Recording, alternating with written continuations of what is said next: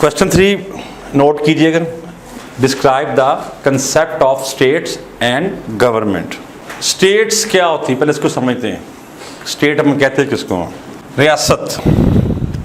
Basically state उस चीज़ को वाज़िया करती है कि जहाँ पे मुख्तलिफ मुल्क जो दुनिया में आबाद हैं उन मुल्कों को तहफ़्फ़ुज़ कैसे मिलता है. रियासत किसे कहा जाता है? रियासत का बेसिकली इम्पैक्ट क्या होता है हुकूमत के अंदर? फर्स्ट ऑफ ऑल जो रियासत है तो हुकूमत है, हुकूमत है तो रियासत है. रियासत का काम क्या होता है कि हुकूमत को यानी कि आपकी गवर्नमेंट, टेरिटरी, सॉवरेंटी और इसके अलावा जो एग्जेक्टिव लेवल पे है उन चारों चीज़ों को मिलाकर रियासत बनाई जाती है. रियासत में ये 4 पिलर्स होते हैं, 4 पिलर्स हैं जिसके ऊपर रियासत कायम दायम रहती है.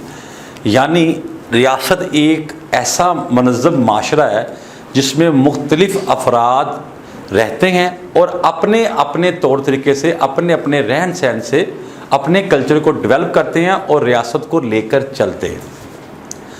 अगर रियासत में ये 4 पिलर्स ना हों तो दुनिया का कोई भी मुल्क रियासत को ना मजबूत कर सकता है ना ही उसे कायम कर सकता है.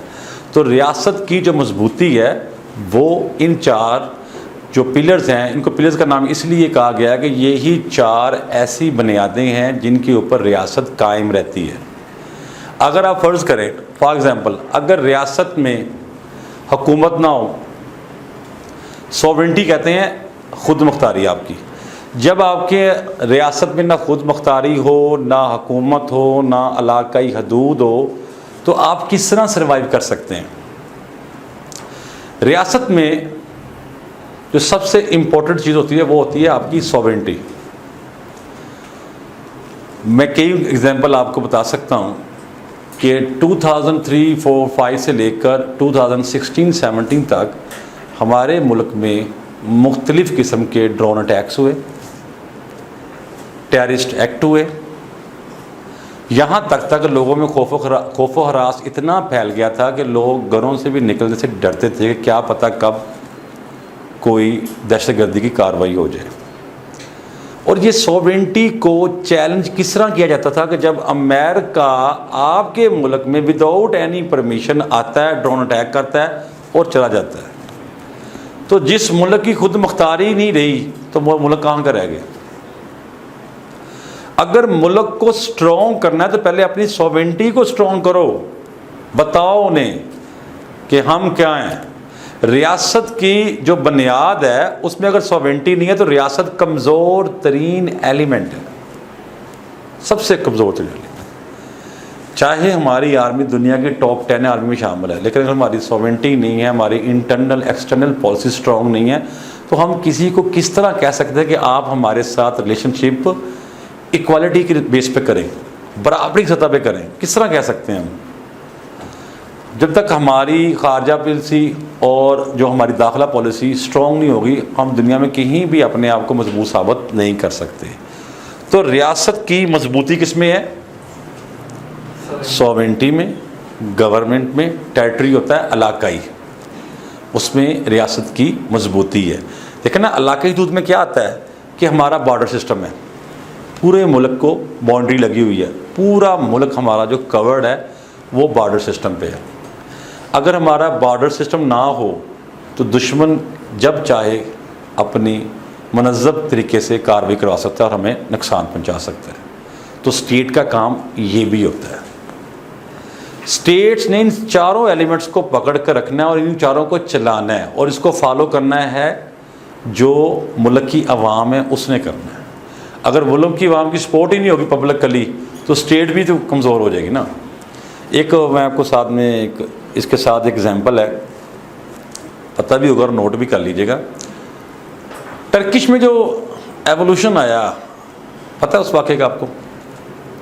जो 2016 में टर्की में एक वाक़या हुआ कि आर्मी ने मार्शल लॉ लगाने की भरपूर कोशिश की جس میں ایک خاتون نکلی رات کے ٹائم اپنے بچے کے دودھ کے لیے، تو اس نے کہا کہ آپ نے اس لمٹ سے کراس نہیں کرنا کیونکہ ملک کے اندر، شہر کے اندر کرفیو لگا ہوا ہے، لیکن مرتے نہ کچھ نہ کرتے، اس کو بچہ اپنا نظر آ رہا تھا، وہ بیچاری سٹینڈ لیتی ہے اور جو فوجی کے روکنے کے باوجود بھی وہ آگے آ جاتی ہے تو وہ اس کے اوپر فائرنگ کرتا ہے اور اس کی موقع پہ ڈیتھ ہو جاتی ہے۔ کہتے ہیں نا انقلاب کے لیے کہ چھوٹی سی چنگاڑی بھی کافی ہوتی ہے، اور جب اس بات کا عوام کو پتہ چلا، عوام راتوں رات روڈز پہ آ گئی اور انہوں نے باقاعدہ مقابلہ کیا، ٹینکوں کے آگے لیٹ گئے۔ ایٹ دا اینڈ آرمی کو اپنی ہار ماننی پڑی اور سلنڈر کرنا پڑا، اور اس واقعے سے لے کر ابھی تک ایسا انہوں نے سسٹم بنا دیا کہ کوئی بھی آرمی چیف یہ سوچ ہی نہیں سکتا کہ میں آ کر ملک میں قبضہ کر لوں۔ تو مقصد کیا ہے بتانے کا کہ عوام، اگر عوام کی سپورٹ ساتھ میں ہے تو اسٹیٹ بھی زیادہ اسٹرانگ اور قائم ہے۔ ٹھیک ہو گیا جی؟ اس کی ایک ڈیفینیشن ہے، وہ لکھ لیں، میں لکھواتا ہوں آپ کو اسٹیٹس کی۔ ولسن کی لے لیں، ووڈراو Wilson. According to Woodrow Wilson, state means those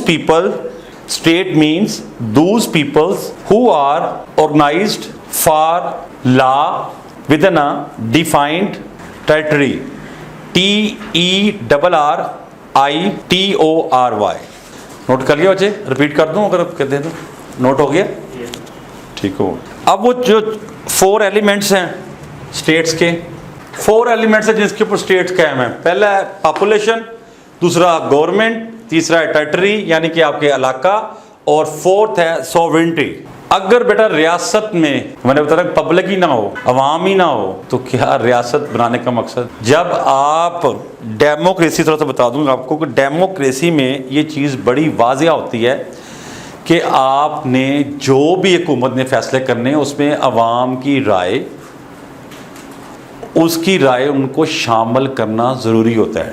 democracy میں کیا ہوتا ہے کہ انڈیپینڈنٹلی عوام اپنی مرضی سے ووٹ دیتی ہے اور اپنے پسندیدہ نمائندے کو منتخب کر لیتی ہے، جس کو وہ سمجھتی ہے کہ یہ ہمارے مسائل کا حل کروائے گا، یعنی کہ وہ تنقید کرے یا تعریف کرے، اچھائی کرے یا برائی کرے، مسائل کو اجاگر کرے یا مسائل کو روکے۔ ڈیموکریسی میں ہر بندہ انڈیپینڈنٹلی ہے اپنی رائے کا اظہار کر سکتا ہے۔ اور سیکنڈلی ڈیموکریسی کے جو میجر پارٹ ہیں ان میں سب سے اہم پارٹ ہوتا ہے فنڈامنٹل رائٹس کا۔ اگر آپ عوام کو بنیادی حقوق ہی نہیں دیں گے تو عوام کا آپ کے ملک میں رہنے کا جواز ہی ختم ہو جاتا ہے۔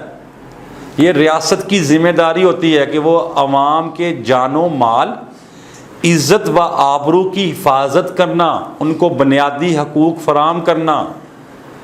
اور بنیادی حقوق میں کیا آتا ہے؟ فریڈم آف اسپیچ آتا ہے، آپ کا ڈبیٹ آتا ہے، گھومنا پھرنے کی آزادی، تعلیم کی آزادی، صحت کی، روزگار کی، جائیداد کی، کاروبار کی، ایچ اینڈ ایوری تھنگ جو ایک عام سٹیزن کو چاہیے وہ بیسک فنڈامنٹل رائٹس پرووائڈ کرنا حکومت کی ذمہ داری ہوتی ہے۔ کس لیے ہوتی ہے؟ کیونکہ ریاست میں اگر عوام کا کردار ہی نہیں ہوگا تو ریاست کمزور ہو جائے گی۔ یہ وہ 4 پلرز ہیں۔ تھرڈ آتا ہے ٹیریٹری، علاقہ، جو ہماری علاقائی حدود ہے، ذرا اس کو سمجھیے گا۔ ہر اسٹیٹ کی علاقائی حدود کو واضح کر دیا جاتا ہے کہ یہ حدود، یہ بارڈر سسٹم اس کا ہے۔ جیسے ہمارے ساتھ کون کون سے ممالک اٹیچ ہیں؟ بھارت ہے، چائنا ہے، جنوب مغرب میں ہمارا افغانستان آتا ہے، ایران آتا ہے۔ یہ وہ 4 ممالک ہیں جو مین ہیں، جن کی حدود ہماری حدود سے ملتی ہیں۔ تو جب ہم اس کو واضح کر دیتے ہیں کہ یہ ہماری حدود ہے، اس کو ہم نے کراس نہیں کرنا، یہ ہمارے بارڈر کی لیمٹ ہے، تو وہیں پہ ہماری رٹ قائم ہوگی نا، پھر ہی ریاست مضبوط ہوگی نا۔ یہ ایسا تھوڑی ہوگا کہ افغانستان کو بھی ہم کہیں جی ہمارا ملک ہے، اور ایران کو بھی کہیں ہمارا ملک ہے، اور پاکستان کو جی ہمارا ملک ہے۔ اس طرح نہیں ہوتا جب تک اس کی آئیڈینٹیفیکیشن نہ ہو جائے۔ جیسے افغانستان کا جو بارڈر ہے، ڈورن لائن اسے کہتے ہیں، اس میں واضح بتا دیا گیا ہے کہ یہ حدود، یہاں پہ پاکستان کی حدود ختم ہو جاتی ہے اور یہاں پہ افغانستان کی حدود شروع ہو جاتی ہے. تو علاقائی حدود بھی ذمہ داری آتی ہے اسٹیٹس کی. آگے آتی ہے جی سوورنٹی، خود مختاری. خود مختاری کسی ملک کو بیٹا چیک کرنا ہونا یہ ملک کتنا تگڑا ہے اور کتنا کمزور ہے تو آپ اس کی فورن پالیسی پڑھ لیں. یعنی کہ جو اس کی فورن پالیسی ہے وہ بتا دے گی کہ وہ کتنا مضبوط ہے. اور اگر کسی ملک کو یہ چیک کرنا ہو کہ وہ انٹرنل لیول پہ کتنا مضبوط ہے تو آپ اس کی جو انٹرنل لیول کی پالیسی ہے یعنی کہ داخلے کی جو پالیسی ہے اس کو پڑھ لیں گے تو آپ کو اندازہ ہو جائے گا کہ ہمارا ملک کس لیول پر ہے، کتنا کہ ہم آزاد ہیں اور کتنا آزادانہ فیصلے کرتے ہیں. ریاست کا کام بھی یہ ہے وداؤٹ اینی پریشر آپ ڈیسیشن میکنگ کریں، حکومت کے لیے، عوام کے لیے، خود مختاری کے لیے اور علاقائی حدود کے لیے آپ ڈیسیشن کریں، کیونکہ حکومت کا اور ریاست کا چولی دامن کا ساتھ ہوتا ہے. ریاست کا وجود حکومت سے ہے اور حکومت کا وجود ریاست سے ہے. یہاں تک ٹھیک ہے؟ یہ 4 پوائنٹس آپ کو کلیئر ہو گئے؟ اینی کنفیوژنگ؟ نیکسٹ اس میں آتا ہے جناب اسلامی کنسیپٹ ایک آتا ہے، اسلامی concept of state. Islamic concept of state.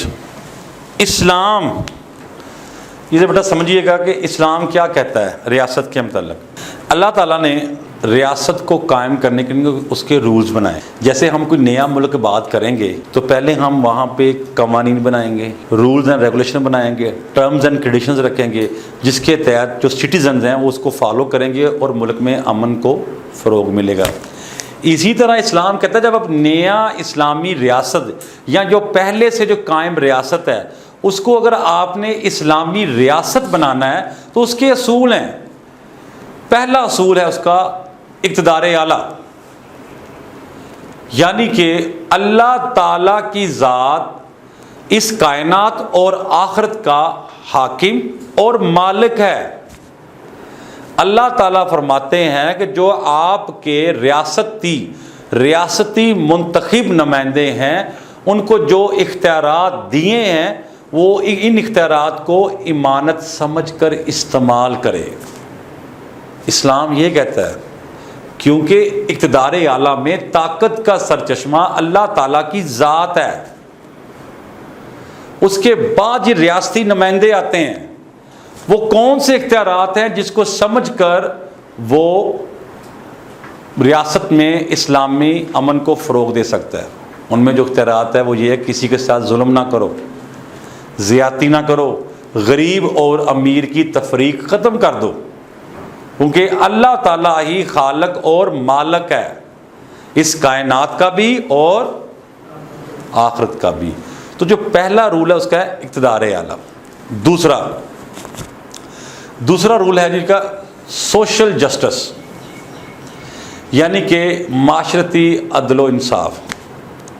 اسلام کہتا ہے کہ آپس میں عدل قائم کرو، یہ تقویٰ کے قریب تر ہے. کیسے قریب تر ہے؟ کہ جب عدل کے لفظی جو معنی ہے نا جی اس کے معنی ہے صحیح چیز کو صحیح جگہ پہ رکھنا. یہ عدل کے لفظی معنی ہے، یعنی کہ ترازو کو پورا تولنا ہے برابری پہ. یہ نہیں کہ میرا بھائی ہے، رشتہ دار ہے یا میرا عزیز ہے تو اس کے لیے میں اور قانون بناؤں اور لوگوں کے لیے اور قانون بناؤں. جو غریب کے لیے اور قانون ہے، امیر کے لیے اور قانون ہے. اسلام اس کو منع کرتا ہے. وہ کہتا ہے کہ کوئی بھی جس نے بھی کوئی جرم کیا ہے، غلط کیا ہے، اس کو آپ پورا ترازو کے ساتھ انصاف کے ساتھ اس کو سزا جزا دو. اور آپ کو شاید یاد ہو بچوں کہ نبی پاک نے فرمایا تھا کہ اگر میری بیٹی بھی چوری کرے تو میں اس کے بھی ہاتھ کاٹ دوں. یہ تھا لیول عدل و انصاف کا. جسٹس سسٹم اسے کہتے ہیں. جسٹس کی بنیاد بنائی کنہوں نے؟ اسلام نے. ریاست کے رولز اینڈ ریگولیشن کس نے بنائے؟ اسلام نے. فالو کیا کنہوں نے کیا؟ ویسٹرن نے. امریکن نے کیا، برٹش نے کیا، یورپین کنٹری نے کیا. آج وہ دنیا کے ٹاپ 10 کنٹری میں شامل ہے اور ہم آج بھی پیچھے ہیں. وہ نان مسلم ہو کے انہوں نے ہمارے رولز اپنائے اور دنیا میں بھی کامیاب ہے، نام بنایا. ایک سروے آیا اسی کے متعلق، اسی ہیڈنگ کے متعلق میں تھوڑا سا بتانا چاہتا ہوں. ایک سروے آیا سوشل جسٹس سسٹم کے متعلق دنیا میں 134 کنٹریز میں پاکستان کا نمبر 134 ہی ہے دنیا میں انصاف دینے کے معاملے میں. اور جو دنیا کے ٹاپ 3 کنٹریز ہیں جنہوں نے انصاف دیا، پولینڈ، ناروے، ڈنمارک، یہ ٹاپ 3 کنٹری جو انصاف کے معاملے میں 100% ہیں، جو انصاف پورا کرتے ہیں. یہ نہیں دیتے وہ غریب ہے، وہ ٹیکس پیئر ہے، وہ ہمیں پیسے دے رہا ہے، ڈزنٹ میٹر. جب انصاف کرنا ہے تو برابری سطح پہ کرنا ہے، یہ نہیں رکھنا کہ فرق رکھنا ہے اس کے لیے. اور وہ کس طرح انصاف کرتے ہیں؟ وہ ہمارے جو اسلامک جو کنسیپٹ آف اسٹیٹ ہے اس کے ذریعے رکھتے ہیں. پہلا رول ہوا اقتدار اعلیٰ، دوسرا ہوا سوشل جسٹس سسٹم، تھرڈ آتا ہے ایکویلٹی جسے ہم کہتے ہیں مساوات. ساتھ نوٹ کرتے ہیں، تھرڈ ہوتا ہے ایکویلٹی، مساوات. مساوات کے لفظی معنی کیا ہے؟ برابری، یعنی کہ برابری کی سطح پہ رہنا. اسلام کہتا ہے رنگ، نسل، زبان، ثقافت کے لحاظ سے انسانوں کی جو تفریق ہے اس کو ختم کرتا ہے. وہ کہتا ہے کہ تمام انسان برابر ہیں. اسلام ہی نہیں تو انسان کو اشرف المخلوقات بنایا نا، کہ جتنی بھی دنیا میں مخلوق ہیں اس سے عظیم تر انسان ہے. تو ہم ذاتوں میں پڑھیں، رنگ نسل میں پڑھیں کہ اس کی ذات بڑی ہے، اس کی ذات چھوٹی ہے، یہاں وہ زیادہ کما رہا ہے، وہ کم کما رہا ہے، وہ کیسا ہے، وہ غریب ہے، وہ امیر ہے. اسلام اس کی تفریق ختم کرتا ہے. یہاں تک نبی پاک نے اپنے آخری حجۃ الوداع میں کیا فرمایا تھا؟ کسی عربی کو اجمی پر، کسی اجمی کو عربی پر، کسی گورے کو کالے پر اور کالے کو گورے پر کوئی فوقیت حاصل نہیں ہے سوائے تقویٰ کے. جب ہمارے نبی نے یہ فرما دیا تو کیا ہم فالو کر رہے ہیں؟ اس کا مطلب ہم اس میں فالو بھی نہیں کر رہے. ہم علمدار بنتے جی ہم مسلمان ہیں، اسلام کے علمدار ہیں، ہم نے ایسے کیا، لیکن ریئلٹی اس سے دور ہے. وہ جو دوسری کنٹریز ہیں، اگر میں کمپیریزن کروں ویسٹرن کو، کہ جو پولیٹیکل سائنس کا جو بیسک چیز ہے یہ کمپیریزن بیس کے اوپر ہے. ویسٹرن تھاٹس اور ایسٹ تھاٹس، اس کو ملا کے انہوں نے پولیٹیکل سائنس کو ایک شیپ دی ہے. سوشل بیسیکلی پولیٹیکل سائنس کا جو مقصد ہے نا وہ ہے جو سوشل لیول پہ، یعنی جو سماجی لیول پہ ہے، جتنی بھی انسان کے روزمرہ کے معاملات ہیں اس کو اکٹھا کر کے ایک انہوں نے نام دے دیا پولیٹیکل سائنس. تو جب ہم ان کو دے نہیں رہے، ایکولیٹی رائٹس دے نہیں رہے، مساوات رکھ نہیں رہے، لیکن وہ تو رکھ رہے ہیں نا. وہ یہ تو دیکھتے ہیں مسلمان ہے یا نان مسلم ہے، انہوں نے رول بنا دیا، رول سب کے لیے، چاہے وہ اس کا سٹیزن ہے چاہے وہ سٹیزن نہیں ہے. جب وہ ملک کی حدود میں داخل ہو گیا تو رولز لاگو ہو گئے. بیٹا فورتھ پوائنٹ لکھیں. فورتھ پوائنٹ ہے اس کا اخوت، بردرہڈ جسے ہم کہتے ہیں انگلش میں بردرہڈ، اخوت، بھائی چارہ. قرآن کریم میں ارشاد ہے کہ تمام مسلمان آپس میں بھائی بھائی ہیں. تمام مسلمان آپس میں بھائی بھائی ہیں اور ایک مسلمان دوسرے مسلمان کے دکھ سکھ میں شامل ہوگا، اس کی تکلیف کو اپنی تکلیف سمجھے گا، اس کے دکھ سکھ میں شامل ہوگا تو ہی اس کے لیے آسانیاں پیدا ہوں. مقصد کیا تھا اخوت کا؟ وہ کون سا ایسا واقعہ جس کی وجہ سے ہمیں اخوت کا درس دیا گیا؟ وہ آپ کو یاد ہوگا کہ جب انصار مکہ سے مدینہ ہجرت کر کے آئے تو وہ پریشان تھے، ان کے پاس کوئی سامان نہیں تھا، کوئی چیز نہیں تھی. جب نبی پاک نے یہ چیز دیکھی تو انہوں نے ساتھ ہی فرمایا کہ تم سب اب آپس میں بھائی بھائی ہو، ایک دوسرے کو بھائی بنا لو، ایک دوسرے کے دکھ سکھ میں شامل ہو. جو اس سے کیا تھا کہ محبت بڑھتی ہے، احساس کا جذبہ پیدا ہوتا ہے، ایک دوسرے کے لیے آسانیاں پیدا ہوتی ہیں. یہ کنسیپٹ تھا اسلام کا، بردرہڈ کا. اور نبی پاک نے یہاں تک فرمایا کہ ایک مسلمان دوسرے مسلمان کا بھائی ہے اور وہ اپنے بھائی کو تکلیف کا ذریعہ نہ بنے. اپنے بھائی کو تکلیف پہنچانے کا ذریعہ نہ بنے. یہاں تک ہے بیٹا بردرہوڈ کا کنسیپٹ. یہ سارے جو پوائنٹ یہ اسلامی اسٹیٹس کے کنسیپٹس ہے. پھر بیٹا اس کے بعد جو نیکسٹ پوائنٹ آتا ہے وہ آتا ہے جی رواداری, ٹالرنس. لکھیں جی ٹالرنس. ٹالرنس کیا ہوتا ہے جی؟ صبر کرنا, برداشت کرنا, درگزر کر دینا, معاف کر دینا, اسے ہم کہتے ہیں ٹالرنس. یہ ٹالرنس کہاں سے آتی ہے؟ اسلام یہ کہتا ہے کہ جس نے صبر اور برداشت کا مظاہرہ کیا وہ اللہ کے نزدیک عظیم تر نیکی ہے. یعنی کہ جتنی بھی نیکی ہیں اس سے عظیم تر نیکی برداشت کا ہے. اور جس میں صبر آ جائے, برداشت آ جائے, بیٹا وہ دنیا میں بھی کامیاب اور آخرت میں بھی کامیاب. میں ایگزامپل بتاتا ہوں آپ کو. ہر ایک اپنے خواب ہیں, ایک ڈریم ہوتے ہیں کہ میں اپنے ڈریمز اور اچیومنٹ حاصل کرنے کے لیے انسان کوشش کرتا ہے. جب وہ ٹریک پہ چڑھتا ہے تو سب سے پہلے جو اس کے ٹریک پہ رکاوٹیں پیدا کرتے ہیں وہ اس کے اپنے ہوتے ہیں. پھر جب وہ ان کو برداشت کرتا ہے, درگزر کرتا ہے اور آگے کی طرف بڑھتا رہتا ہے, پھر اس میں جو رکاوٹیں پیدا کرتے ہیں وہ اس کے غیر ہوتے ہیں. پھر جب وہ اس کو ہی برداشت کرتا ہے, آگے بڑھتا ہے, درگزر کرتا ہے, پھر اللہ تعالیٰ اس کی مدد کرتا ہے اور وہ اپنی منزل میں کامیاب ہو جاتا ہے. بیٹا ٹالرنس جس میں نہیں تھی وہ لوگ کامیاب نہیں ہوئے, وہ لوگ کامیاب نہیں ہوئے. یہ بیٹا صبر, ایک چیز نوٹ کر لیجیے, کام آئے گی آپ کے. صبر ہی کی وجہ سے نبی, رسول, پیغمبر, اولیاء اللہ, صحابہ کرام, نیک بزرگان, ان کا درجہ بلند ہوا کیونکہ ان کے اندر صبر تھا. جب اللہ تعالیٰ نے ان کے امتحان لیے تو وہ جب صبر کے ساتھ, صبر استقامت کے ساتھ قائم دائم رہے تب ان کو وہ مقام ملا. اگر ان میں صبر نہ ہوتا, برداشت نہ ہوتا, درگزر نہ ہوتا, معاف کرنے کا جذبہ نہ ہوتا تو کیا ان کو یہ مقام ملنے تھے؟ سوچے ان کو یہ مقام مل گئے تو آپ کو بھی مل سکتے ہیں. دنیا میں, موجودہ دنیا میں, ان دا پریزنٹ ورلڈ لاکھوں مثالیں ہیں کہ جو لوگ زیرو سے ہیرو بنے, لیکن بنے وہ صبر کے ساتھ ہی, استقامت کے ساتھ لگے رہے, محنت کرتے رہے, اللہ تعالیٰ نے ساتھ دیا اور وہ کامیاب. سو رواداری بھی یہی چیز سکھاتی ہے, ٹالرنس ہمیں سکھاتی ہے کہ آپس کے جو باہمی جھگڑے ہیں اس کو ختم کرو, درگزر کر دو. اگر کسی نے آپ کے ساتھ زیادتی کی ہے, غلطی کی ہے, برا کیا ہے, یہاں تو اس کو معاف کر دو, یہاں اس کو اگنور کر دو, یا پھر اللہ کی بارگاہ میں انصاف کے پہلو کے طور پر رکھ دو کہ اللہ تعالیٰ بہترین انصاف کرنے والا ہے.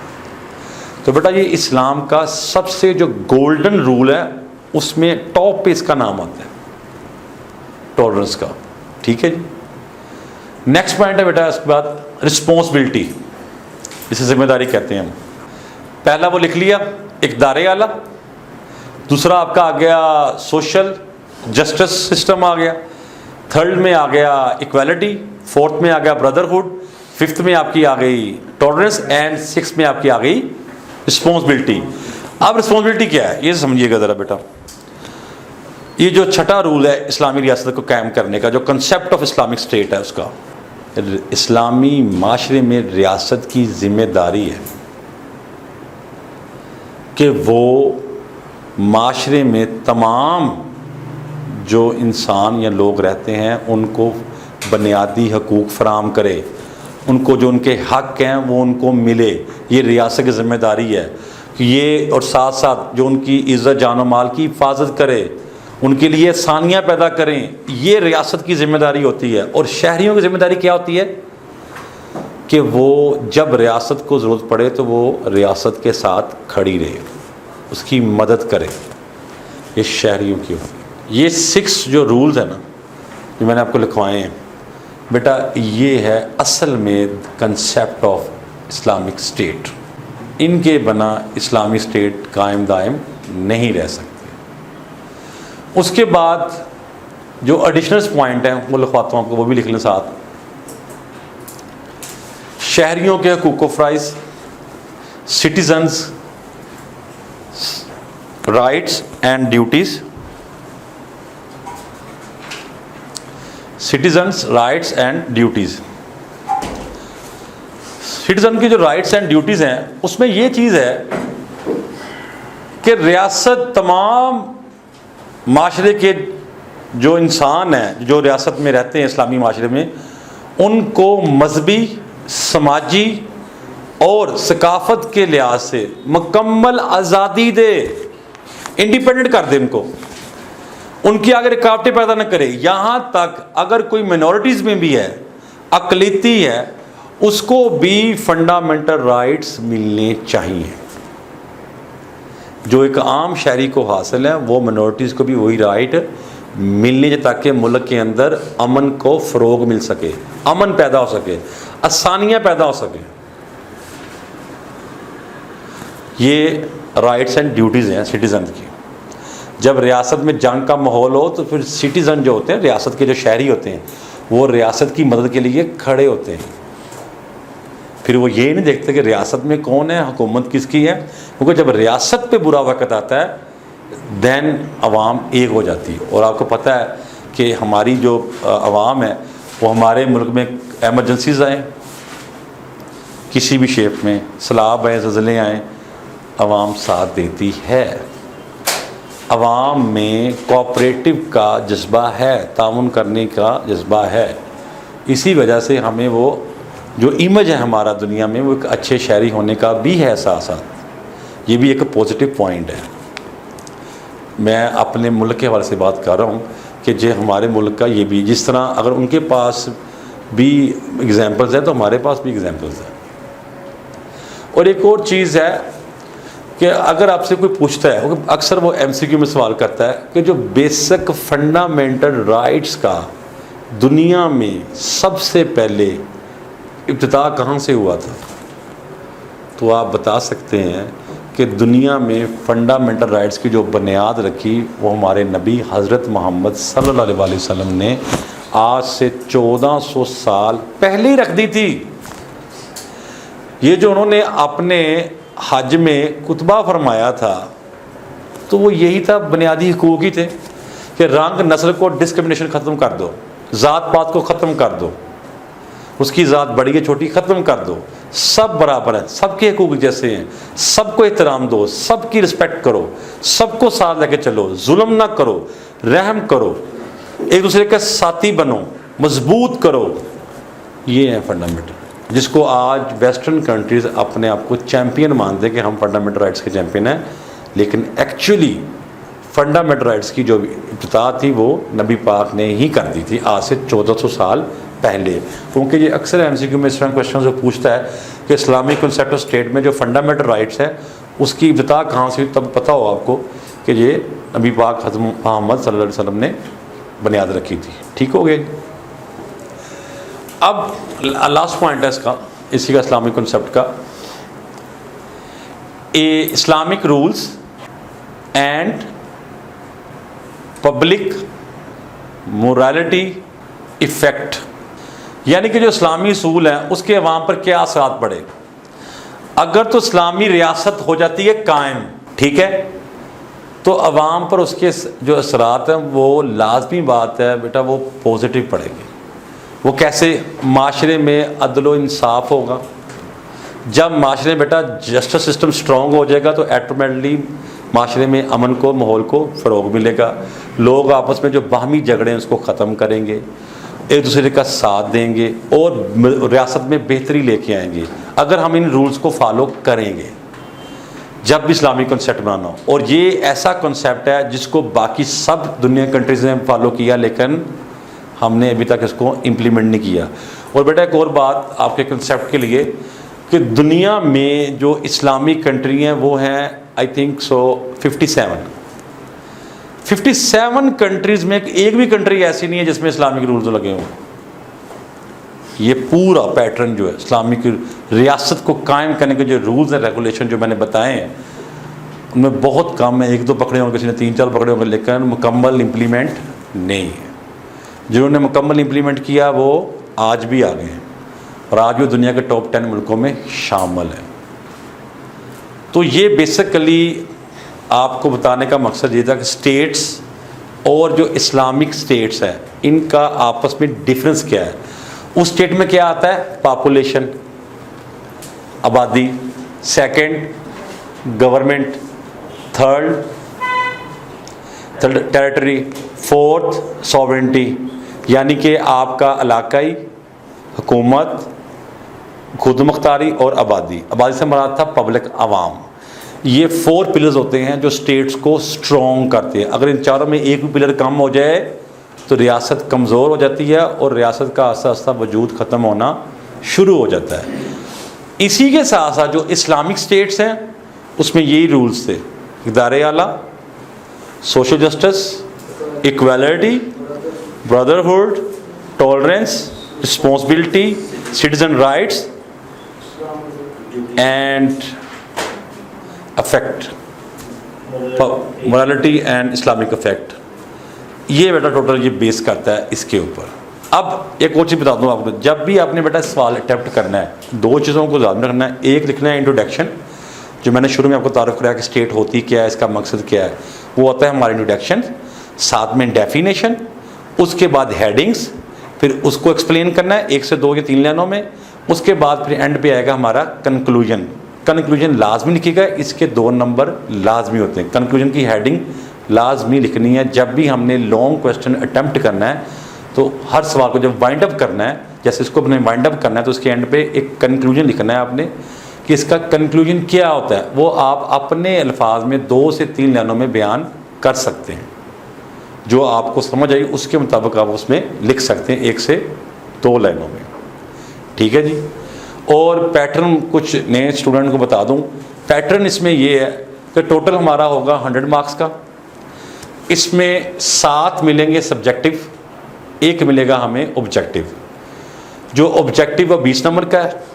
باقی جو 80 نمبرز کے مارکس کے کوشچن ہوں گے وہ ملیں گے ہمیں 7، اور 7 میں سے ہم نے کرنے ہیں 4.